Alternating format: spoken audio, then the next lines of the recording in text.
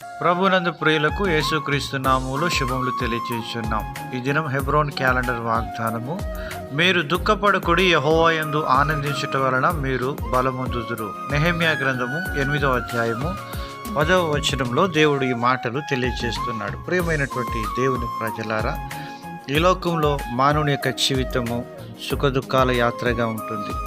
ఎందుకంటే దేవుని వాక్యంలో మరి చెప్పబడుతుంటున్నది, నరులు శ్రమ అనుభవమునకే పుట్టుచున్నారు అని దైవజనుడు యోబు రాస్తూ ఈ మాటలు తెలియజేస్తూ ఉన్నాడు. యోబు గ్రంథము 7వ అధ్యాయము 1వ వచనంలో, భూమి మీద నరుల కాలము యుద్ధకాలము కాదా, వారి దినములు కూలివాని దినముల వంటివి కావా అని దైవజనుడు మాట్లాడుతూ ఉన్నాడు. ప్రియమైనటువంటి దేవుని ప్రజలారా, మరి మీకున్నటువంటి పరిస్థితులను బట్టి, మీకున్న ఇరుకు ఇబ్బందులను బట్టి, వ్యాధి బాధలను బట్టి దుఃఖపడవద్దు, కానీ వాటిలో ప్రభువుని జ్ఞాపకం చేసుకొని ఆయన కృపను ఆధారం చేసుకొని మనము ఆనందించుట వలన మీరు బలముందేవారుగా ఉంటారని దేవుని వాక్యము సెలవిస్తూ ఉంటున్నది.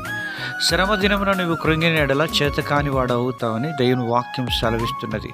నేను ఎప్పుడు బలహీనుడునో అప్పుడే బలవంతుడును అని పౌలు దైవజనుడు సెలవిస్తున్నాడు. ప్రియమైనటువంటి దేవుని ప్రజలారా, దేవుని యందు ఆనందించడం వలన మీరు బలముందేవారుగా ఉంటారు.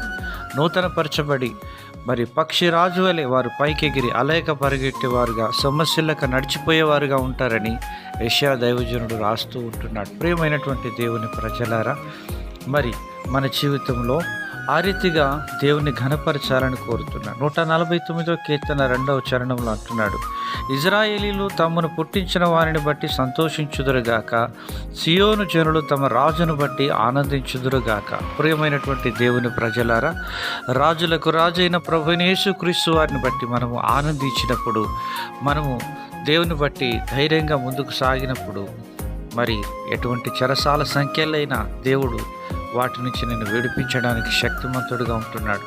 పౌలు శీలుడు చెరసాలలో ఉన్నప్పుడు ఆనందంతో వారు ప్రభునందు బలముంది ప్రార్థించి స్తుతించినప్పుడు చెరసాల సంఖ్యలు వారిని ఆపలేకపోయినాయి.